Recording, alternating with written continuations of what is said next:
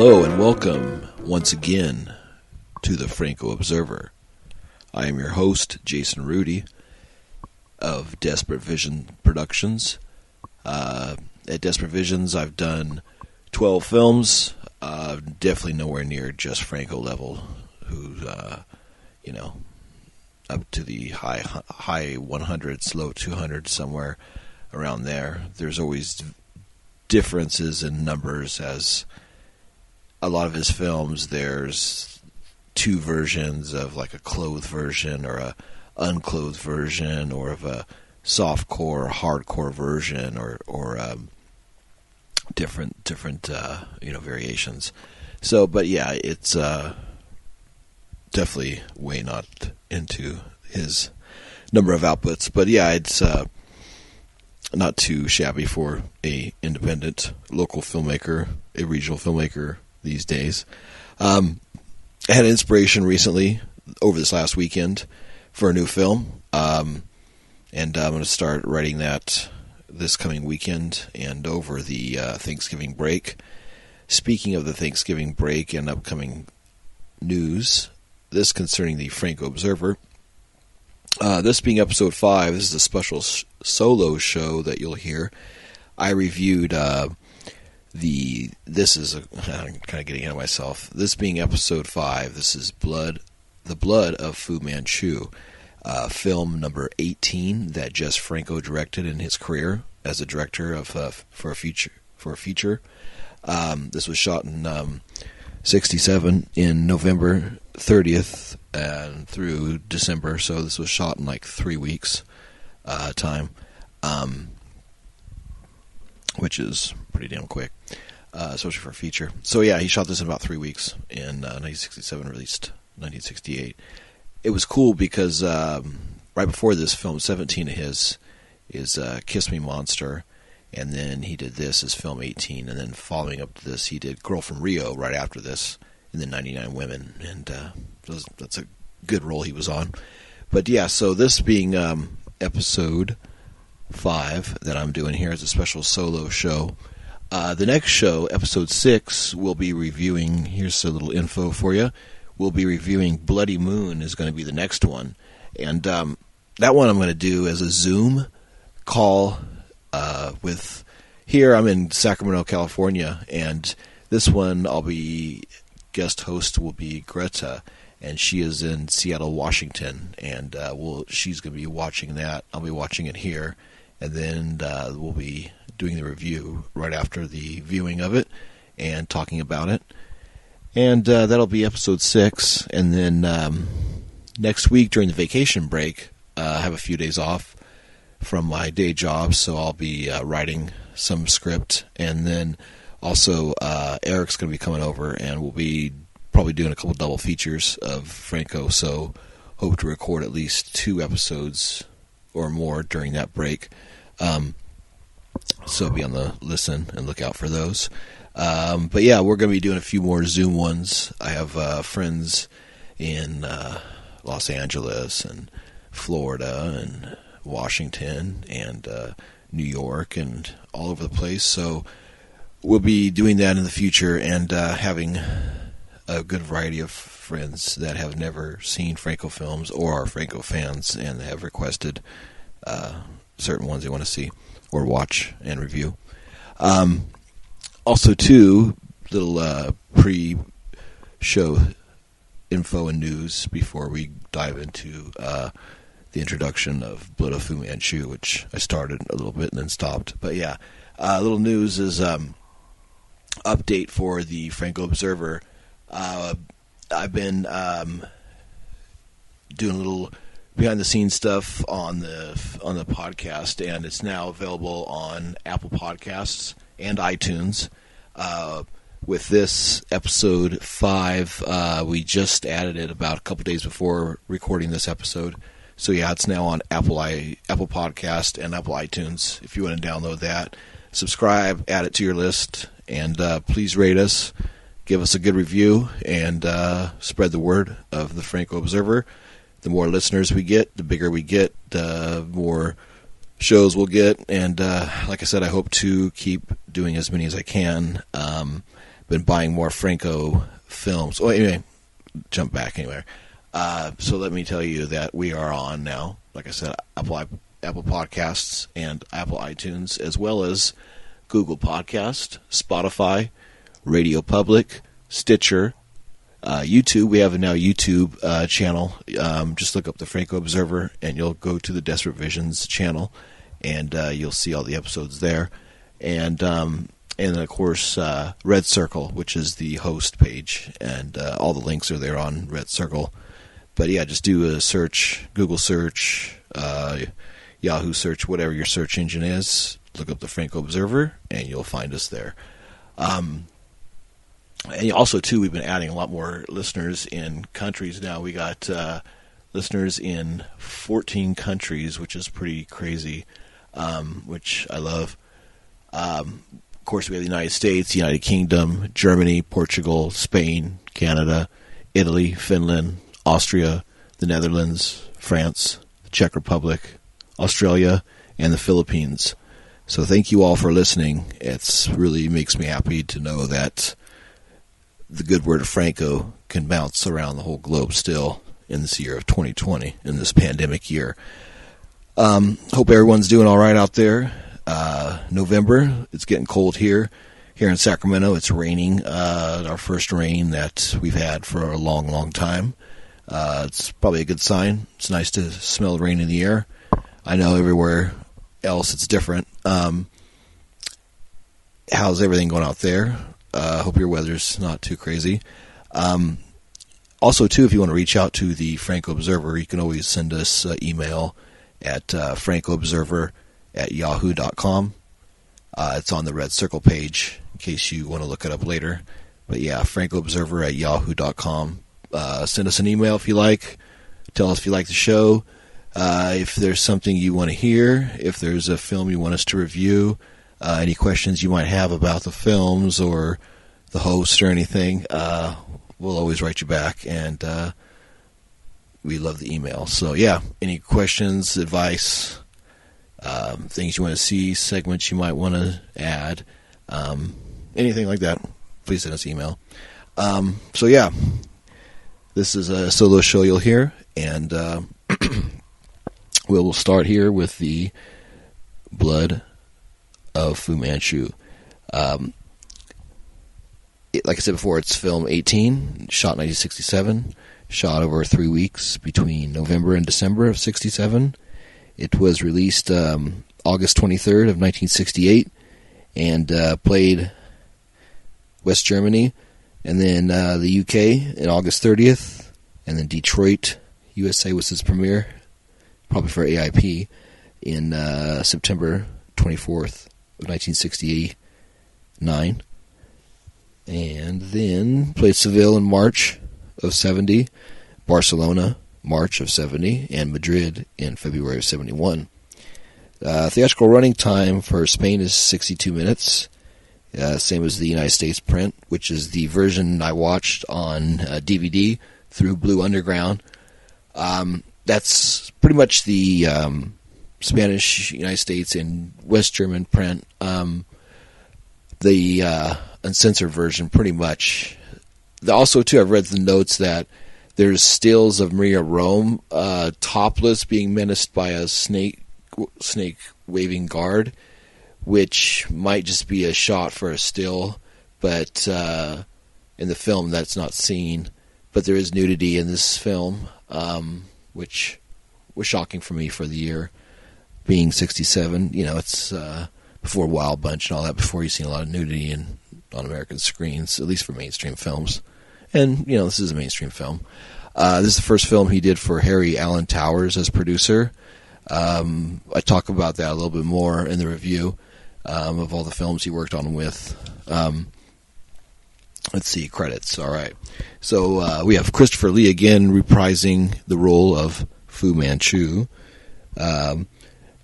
Gets George as Carl Janssen, the archaeologist. Maria Rome's in this. She's awesome, of course. And Harry Alan Towers' girlfriend at the time. She's Sister Ursula Wagner of the Mission Service. Ricardo Palacios is Sancho Lopez, the bandit leader.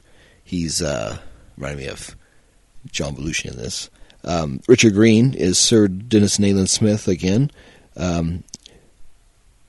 Sei Chen is Lin Tang, Fu Manchu's number one daughter.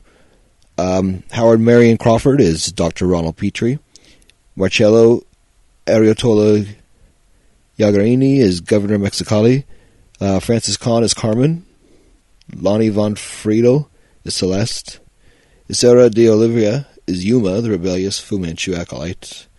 Vincente Roca is Thomas, the governor's butler. And Shirley Eaton is the Black Widow, which was just a quick scene of her right at the very end. And the footage was later used in the Spanish print of The Girl from Rio, which came 2 years later than the American print. And that scene is not in the American print of Girl from Rio. And for a long time ago, when I first got into the Fu Manchu films with these two, I thought that those two were connected because The Million Eyes of Sumuru and The Girl from Rio and all that, the first one, the second one. And then I thought that they were connected, like she was working for Fu Manchu because of that scene, the Black Widow. But even though it's Sax Rohmer, it's not connected as far as I know. But yeah, they kind of leave it vague like that, so there is that connection there. In this one, too, there's a connection to other Franco films of kind of like the girls kissing the guys, the girls that are either under hypnosis or programmed kissing, making love to somebody and killing them through the lips. With this, it's the kissing and then the guy's dying from the kiss, so it's like a programmed killer, which is a theme he used before, which I dig a lot. And this one is another film of somebody being controlled by a drug and carrying out a mission or a program like we did with Voodoo Passion. Count Dracula, that happened in, and Sexy Sisters, and then in this Blood of Fu Manchu and Voodoo Passion. So yeah, that control of a body or person is something that he uses quite a few times. That's one of his plot devices. So it's very cool with this. Like I said before, this fits in really well. Came after Kiss Me Monster and right before Girl from Rio, and then followed that by 99 Women. So yeah, it's directed by, of course, Jess Franco. Screenplay is by Harry Allen Towers as Peter Welbeck, his nom de plume.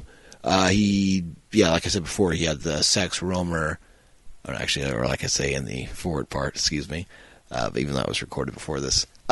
He had the rights to the Sax Rohmer Fu Manchu catalog, and then he ended up just basically writing 2 stories for it when he could have just, adapted the catalog that he had.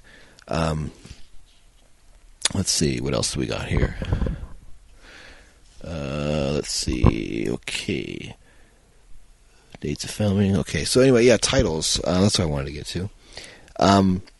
This was... the production is basically a Spanish, West Germany, USA, and UK production, 1967. The original theatrical title, Fu Manchuya el Beso de la Muerte, is a Spanish theatrical title, Fu Manchu and the Kiss of Death, which actually, Fu Manchu and the Kiss of Death is a more spot-on title because that's the gimmick of this, is the Kiss of Death, and that just gives away, or not gives away, but explains the motive of the film, which is pretty good compared to the Blood of Fu Manchu. There's really not much blood in this, like when they're beating up the guys, because there's really not much torture. So yeah, definitely more kissing and Kiss of Death. So yeah, German, Der Todeshaus des Dr. Fu Manchu, the German theatrical title. USA theatrical title was Sax Rohmer's Kiss and Kill, which was always bizarre because I remember seeing that poster of the woman and kissing the skeleton, like the cartoony drawing. It's very poppy, and it's a cool idea and a cool thing, but it really doesn't portray Fu Manchu at all in it, and doesn't even say anything about Fu Manchu, I believe. And so, I mean, let me look at it here and tell you, instead of just going off of it. Yeah, look at it here. Kiss and Kill. Luscious lips, lethal in their biting sting of death. And it's got the woman kissing the skull with the spinal bone breaking, and then a woman chained up to the jail door, and then 2 other women screaming and chained. And then, of course, the little square. Positively recommended for the pure and strong at heart. Strong in heart. Transplants are hard to come by. And then Commonwealth United Corporation presentation. So, yeah, Commonwealth United Corporation. Commonwealth's cool. They were like a middleman company that distributed the films in America and I think in Europe, because Harry Allen Towers for this, from what I've been reading, Harry Allen Towers was basically like a middleman. He basically made all the deals, had all the contacts, never really used too much of his own money to produce, but would have other people's money, which, you know, it's nice to have somebody else's money instead of your own to spend. So, yeah, so he'd basically, like, get all these different, like, say, this guy in Germany would pay a certain amount, and then he would get to distribute it in Germany, and he had the USA and the UK distributor and the Spanish distributor and Australia and Hong Kong and those places, you know, MGM or UA or whoever. So, yeah, he'd have about 4, 5, 6 different producers, and they'd all pitch in, and then he'd just take the money and pay everybody else and take his share and do his thing and move on. So, but, yeah, he was very prolific. From what I read, I think he's had like 9 different productions going at a time and would always just take one move to the other, and really cool stuff on that. Let's see, what else do we want to go through? Amazon reviews, I'm really going to do that through this one.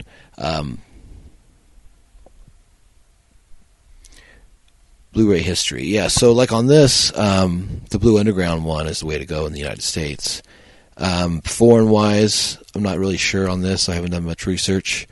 Perhaps if our listeners in Germany or anywhere else, Spain or Portugal, want to let us know what company Fu Manchu is on there. I haven't seen it on Ascot Elite, but I think I've seen 1 or 2 ones on eBay that were from there.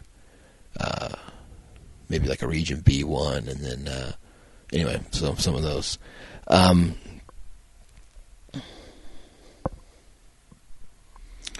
see what else I want to say. Oh yeah, any notes on this I want to go over? Of course, the Bible for Franco reading is the Stephen Thrower books.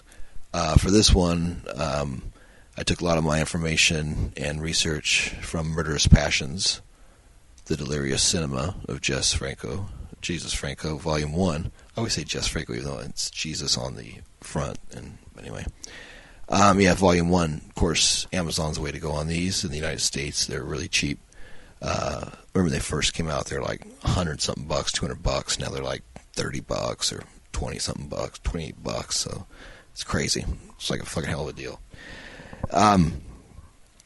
Yeah, I'm definitely gonna buy another one and start taking pictures out of it, because it's a good source for that. It's good to have one to read and study off of, get all your info, and then one to have is just got pictures out and make posters and have to make different cool stuff.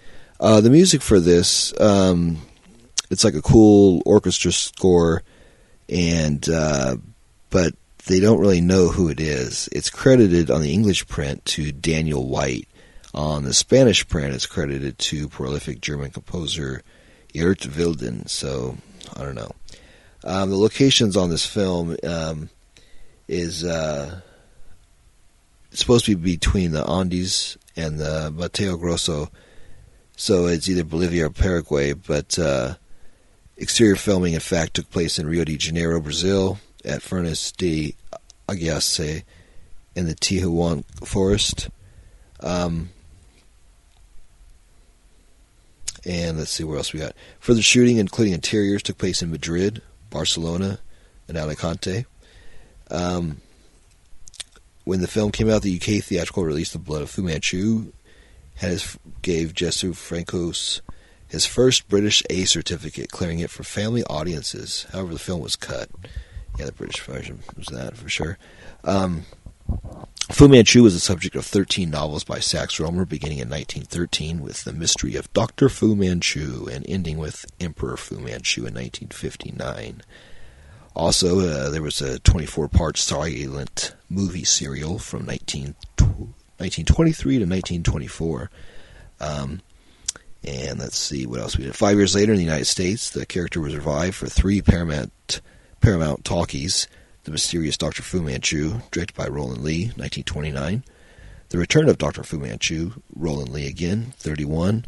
And finally, Daughter of the Dragon, which is one I've seen, Lloyd Corrigan, 1931. And these Fu Manchu was played by Warner Orlons, who went from Paramount to Fox soon afterwards for a run of 16 films playing Charlie Chan.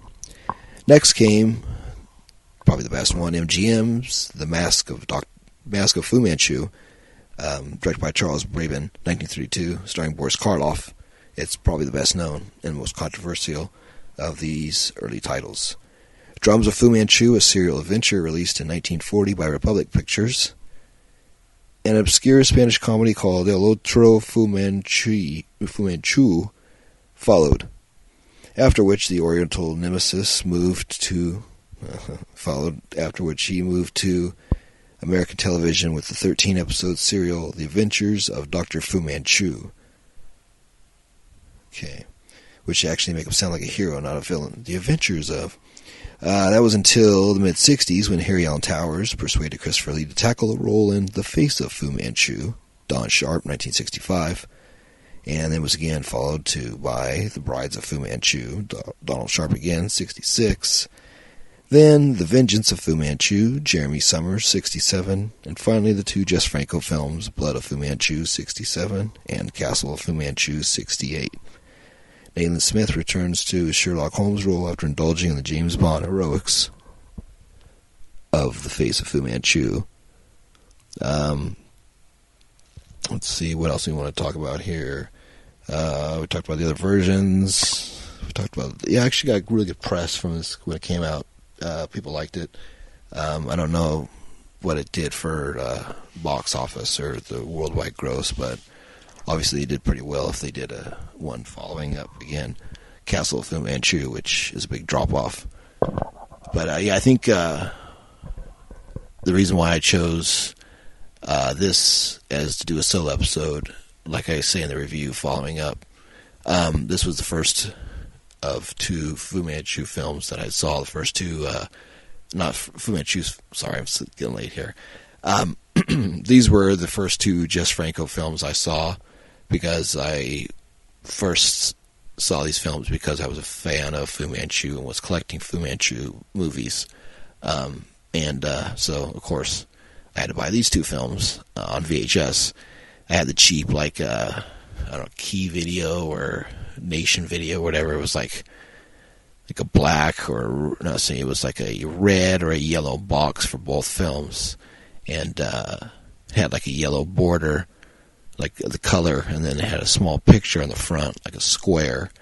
Castle of Fu Manchu, I believe, had like a castle and was like breaking with water coming out or something. And then Blood of Fu Manchu had like a picture of Christopher Lee as Fu Manchu on the cover, like standing real thin, I think with his daughter on that. I believe those were the 2 that I had, and I got those in probably 2000 maybe 99, somewhere around there. But anyway, so yeah, those were the first way I got into Jess Franco. And then from there, it went slow. And then within the last 2 years, it really exploded and started collecting. I've been buying a lot of cool stuff, buying American stuff, buying the German imports, and now going into DVD dealers. Found a cool dealer out of Texas and bought 11 more Franco films, and I'm going to start watching those, see if I like them, and if I like the quality and the copies, I'm going to go ahead and buy probably another 5 or 10, and then I should have pretty much a good solid collection and be pretty sparingly from there, because I'll collect all the main ones. So yeah, that's that. Hope you enjoy the solo episode coming up of The Blood of Fu Manchu. And yeah, once again, thanks for everybody for listening. Happy with the numbers. Happy with 14 countries now, or 15, and close to 200 downloads in like 3 weeks, which is good. And from all over the world too. That's what I like, is everybody's digging the Jess Franco Observer. So yeah, thank you. I love Jess Franco films, and hopefully that passion and love for Jess Franco films comes out in these podcasts. Because that's why I do it. That's why I do all the time. Put all the effort, all for free, because I love Jess Franco and I want his films out there. And I want everybody to talk about him and keep listening to him and keep the rhythm of Jess in your heart. So, all right, everybody. Hope you all have nice holidays. And once again, coming up, the review of The Blood of Fu Manchu. Who sent you, Fu Manchu?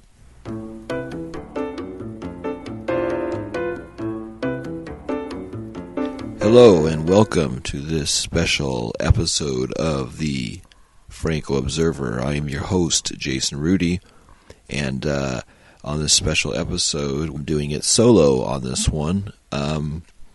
I want to try to put out episodes a little bit quicker.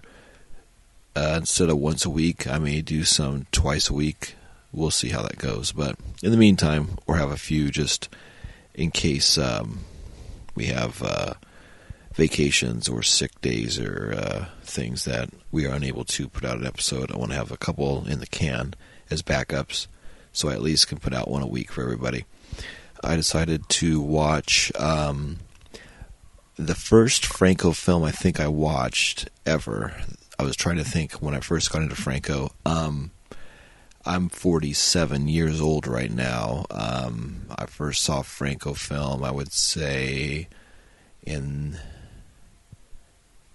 maybe the late 90s, early 2000s. And it would be one of the probably Blood of Fu Manchu or Castle of Fu Manchu. I don't know which one I saw first on VHS. Because at that time I had not yet gotten into Franco. I had known who he was, but I had got the films as I had got into the character of Fu Manchu, and was a big Boris Karloff fan, and watched The Mask of Fu Manchu from 1932, and was into collecting all the Fu Manchu films. Fu Manchu was an interesting character. He was created by Sax Rohmer, and there's lots of paperback books, and the character of Fu Manchu, he was really famous. The character, they did a lot of different movies about him, and I remember trying to find the movies on VHS back in the day, the earliest ones, trying to find the Warner Orland ones, the mysterious Dr. Fu Manchu from 1929, the Return of Fu Manchu from 1930, and then of course I got Boris Karloff, Mask of Fu Manchu from 1932, and Harry Brandon, Drums of Fu Manchu, and of course The Adventures of Fu Manchu, that was on DVD for a while, and of course the Christopher Lee, and then Peter Sellers, and then even Nicolas Cage played Fu Manchu in that little Grindhouse trailer, you know. But so this episode is The Blood of Fu Manchu. And like I was saying before, I first saw these films on VHS and then got the Blue Underground DVDs. And that's what I watched tonight, was the Blue Underground release. They put them on Blu-ray, but this is the DVD I watched. The Blood of Fu Manchu Blue Underground release from 2003 is when I got this DVD, when I worked at Video Clearance Center in Sacramento, California. Back in from 1999, that would be I worked there from November 1999 to about October of 2009. 10 years. I was worked at a video store, started off as a counter, and then ended up being a weekend supervisor and manager on the weekends. So that was pretty cool. Got to order all the cool cult films, stocked the cult section. I built that cult section up and got it going and did all the ordering, and was the guru behind the scenes of all the cult stuff there and horror stuff. So anyway, I decided to do this myself, review this episode, Blood of Fu Manchu. I probably haven't watched this movie since about 2004, and this is 2020, so about 16 years I haven't seen it. Watched it again for this time as a Jess Franco fan now, and I did enjoy it. I like his other films better. There's a lot of good things in it. They're really great locations. The story moves along. It's very comic bookish. Christopher Lee, of course, is great as Fu Manchu. Maria Rome is awesome in it. She's so beautiful, and she looks great in this. So yeah. So basically, this is the 18th film that Jess Franco made of himself as director. So yeah, a little brief thing before I go into the review of it and how it runs. This was important for a lot of firsts. This was the first of 6 films that Christopher Lee starred in for Jess Franco from 1968 to 1988. This is the first of 4 films that Maria Rome's in. She did a bunch of quick ones with him. She's awesome in this. And also, this is the first of 9 films that Jess Franco directed for Harry Allen Towers in 2.5 years. So yeah, about 3 to 4 a year.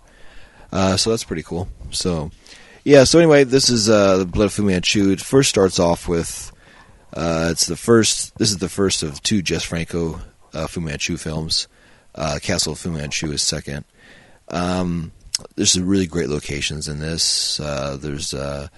It opens with Fu Manchu, and his soldiers are transporting a group of kidnapped hooded women, and they're taking up through this forest, the jungles, and they're taking through the jungle by this waterfall, and they're taking them to Fu Manchu's lair. And Fu Manchu in this has a underground lair, and you come to find out that it's an Aztec temple hidden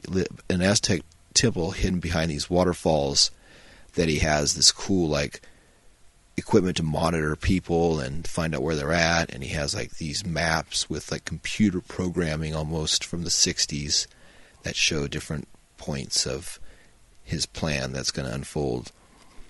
So as these women are being brought in, you hear thunder sound effects in the background, which I made notes of because Franco's use of sound effects that are awesome, but they might not work in that situation. So you hear thunder sound effects in the background. They enter Fu Manchu's underground Aztec rock lair. Franco has the red light on. Christopher Lee again, which I like. He did it in also Count Dracula, which was another Harry Allen Towers film, one of the other 9 that he did for him. So that was cool. So yeah, we started off episode 1 on Harry Allen Towers, and now with this episode 7, we're back on a Harry Allen Towers produced film. So yeah, we see the red light on Christopher Lee as he's seated, and the kidnapped women are all unhooded one by one in a very cool shot. They're all lined up, chained up, and the hoods come off their heads one at a time real fast. And then they're spoken to by Christopher Lee as Fu Manchu, who tells them that he has a plan to use them to have a special snake that is only known to the wise men that will put the venom into the women, and they will carry this venom and kiss men, and the venom will cause the men to first go blind and then to die. So he plans to do this on a worldwide basis. So he unhoods the women, and then they change into gowns, and then it cuts to the credit sequence, which is nice to see a credit sequence, because the last few Franco films that we've reviewed, there hasn't been credit sequence in the beginning. Sexy Sisters had one, but White Skin, Black Thighs do not, and I'm not sure about Voodoo Passion, remembering off the top of my head. So it was nice to see a nice, cool credit sequence, produced by Harry Allen Towers, of course. Then we see a superimposed shot of Fu Manchu, and his daughter Lin Tang and him are standing there, and they're in their hidden temple, and it superimposes to the Kiss of Death sequence where the person Venom's transported to. So basically what they do is they take these women, and they have, the first one is Celeste, and they have the snake bite her, and they have her test it. So they have a male hostage, an older man that they've tortured, and he gave him the information about the Aztec temple, the hidden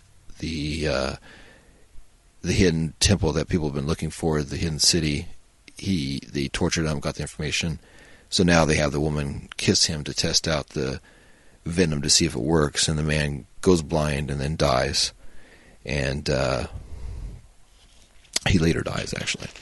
So that's that. And so we see a group outside of the jungle, Fu Manchu's lair. Fu Manchu's soldiers ambush the guards, or ambush the group, kill them. And you find out that it was a doctor, that it was their, a group of archaeologists, and Carl Jansen was part of the group. And he's looking for the lost city, which was Fu Manchu's temple. So Fu Manchu soldiers ambush the group, and they kill the old doctor. And Celeste, as they kill the old doctor, Celeste, the woman that's kidnapped by Fu Manchu, is sent to London to Nayland Smith to kiss Nayland Smith and to kill him. So then it cuts to London, and we see Nayland Smith at home. And as Dr. Petrie is coming to visit Nayland Smith knows that there's a black car parked outside with Celeste, and he knows that Fu Manchu has to do with it because he knows he's being watched, his detective skills. So Nayland Smith's almost like a Sherlock Holmes character. He's very wise, and he's the goes up against Fu Manchu, and that's his archenemy. So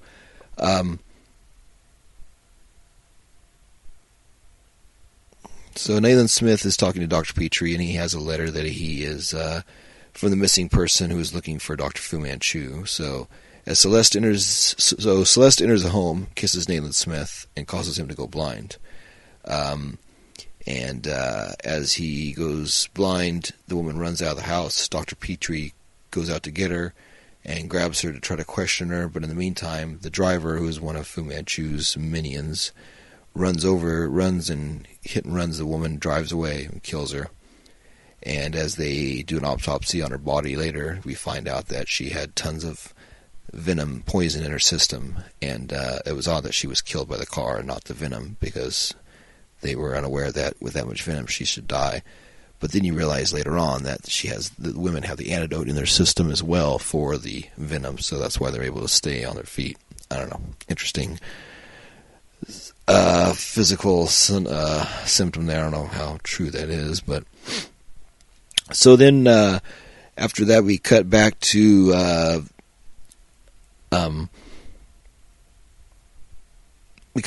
Carl Jansen going to visit the governor of Mexico, and when he tells the governor of Mexico that the doctor he was with was killed, the governor of Mexico arrests him and makes him stay there at his palace, his armed guard palace, and plays chess with him for 3 days.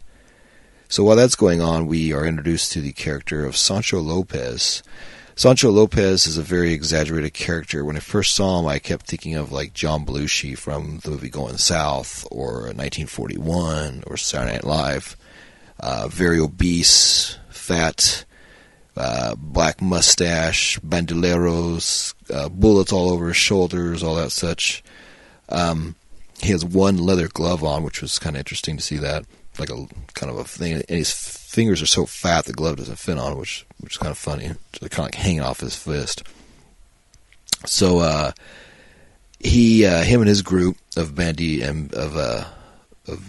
bandits, they basically rob a group of Fu Manchu soldiers that are basically stealing some supplies and taking them to the Lost City. So Sancho Lopez and his banditos steal the supplies and let the guys go free and such. Except one of them escapes to tell Fu Manchu. So Fu Manchu thinks that since Sancho Lopez killed his guys, that he's with Nayland Smith and Dr. Petrie, which is furthest from the truth because he knows nothing of them. But now, since he stole from Fu Manchu, he's on Fu Manchu's shit list. So Fu Manchu gets pissed off about that and puts Sancho Lopez on the list. But meanwhile, he goes after more women in his underground lair. So, speaking of, Fu Manchu has a really cool, underground prison lair in this, and they have all these women chained up in all the different cells. I guess in the British version it's cut. This version on Blue Underground is the German and I guess the American version, which is the same running time, which has all the extra nudity in it. Some of the girls are topless in the cells.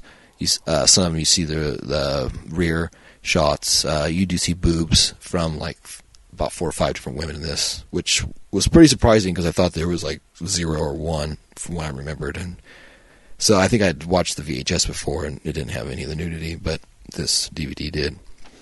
So you see Yuma, which is the second woman, and she's probably the coolest of the prisoners because she's like a famous dancer, and she does this really cool dancing scene. And like I'd mentioned in all the Franco episodes, he always has a really cool dance number, and this coming up later is the dance number for the film, and that's with Yuma.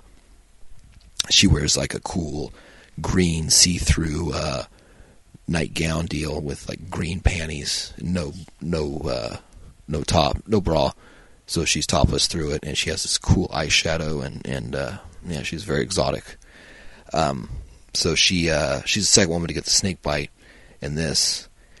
And so about 33 minutes into the film, we finally get Maria Rome's entrance, and she is Sister Nurse Ursula Wagner, and she shows up to meet up with her uncle, who's the guy that was killed with Carl Jansen, and they were looking for the Lost City.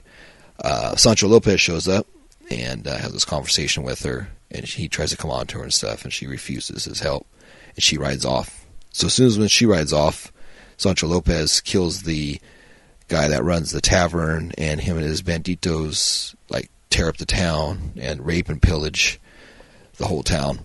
And you see them going through and stealing and taking the women, tearing off their clothes, and doing all sorts of evil things. So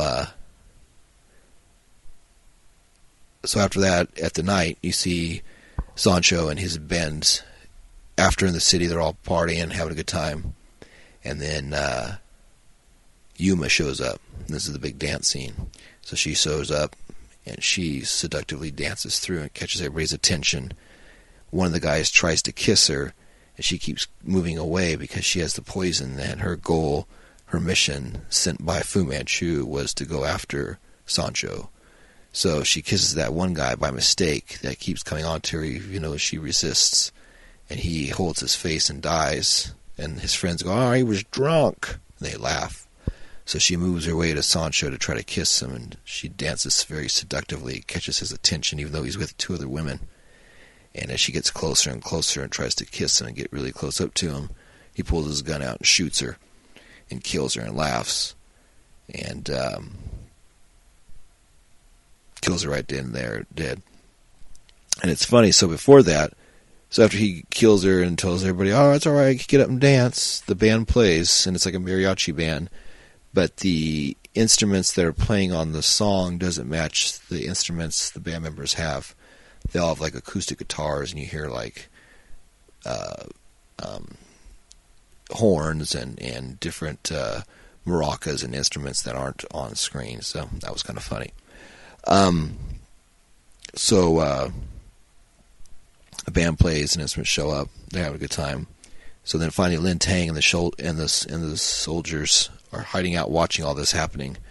And after Yuma's killed, they sneak in and they attack all of the banditos and kill all of them, and they kidnap Sancho. Ursula's hiding out watching all this, and so she escapes and she meets up with Carl and the governor of Mexico, tells him what happens. And then we cut to Fu Manchu's prison. Fu Manchu has first. This is actually one of the scenes that to me makes a Fu Manchu film, because the earlier novels and the Boris Karloff Fu Manchu and a lot of the stuff was on Fu Manchu's torture devices. And this is one of the parts in the film where you see like a cool torture device that Sax Rohmer was known for. So there's a scene where Fu Manchu hooks up Sancho to this like torture device where he's restrained, and these spikes are coming down and they're piercing his neck and his chest, and there's like blood on the end of the spikes, and they keep getting closer and closer as Fu Manchu asks him about Nayland Smith and questions him and tries to torture him, but he knows nothing about it. And Fu Manchu knows he's telling the truth, so he unhooks him and tells Sancho, "Hey, now you're going to be working for me, since I know you're not part of them, but you need to be my killer now, and you need to kidnap these people. So then Sancho, since he already has an enemy in Carl Jansen, decides that he was going to add Carl Jansen to the list, and that Carl Jansen works for Petrie and for Nathan Smith. So he goes after Carl Jansen and all that. So, meantime, Fu Manchu gets another woman ready to be the kiss of death, and her name is Kia. She's beautiful. She is, she's given the kiss of death, and then there's the scene where they take her into the cell and chain her up and tear her top off, and she's topless, and they put the snake right up to her breasts, and the snake bites her there. Fu has an operating system in his Aztec temple that you see where he's making the plans, and then you find out his plan of when the moon turns full, he's having this poison shipped worldwide, and you see the women in the Aztec temple working on his own lab. It's another Fu Manchu really good scene. He always has lab equipment because he's a mad scientist, and even though on this one he's a terrorist and he's trying to take over the world, he is still at heart a mad scientist and devices and such. So you see the women working on his serum and his poison for the snakes, and how he plans to ship it worldwide, and the women worldwide will be injected with it and kill all the men around the world in time, so that he will rule the world and they'll have no men left. So then this is funny as Nathan Smith and them, they get everybody together, and Yuma breaks free. I'm sorry, not Yuma. Kia breaks free, and she has the blood antidote in her, and so then they do a transfusion scene where they basically cut Nathan Smith's arm, and they just like rub their arms together, almost like a blood brother scene, which was pretty funny. And that made Nathan Smith go unblind, and he could see again. So, in the meantime, Fu Manchu, Carl Jansen tries to raid Fu Manchu's lair and gets kidnapped and gets tied up. And Fu Manchu's getting ready to kill Carl Jansen, but then Nathan Smith and Dr. Petrie rescue Jansen and blow up Fu Manchu's temple behind the waterfall, and that kind of wraps it up. There's more to see, but I won't tell you every plot detail of it. But yeah, it's pretty much like a cartoon, like a serial film. Jess Franco basically read a lot of the Sax Rohmer novels and kind of found the spirit and the theme of the stories and kind of carried that through with his directing in this. So he did a really good job carrying on the tradition and the spirit of what these are. So in nice sense in that he captured it. Like I said, they had really good locations. It holds up. It's one of the better Fu Manchu films. So hope you enjoyed this different episode. These are going to be a little quicker, and see how we do. Have a good night, and keep watching Jess Franco films. Yeah, baby.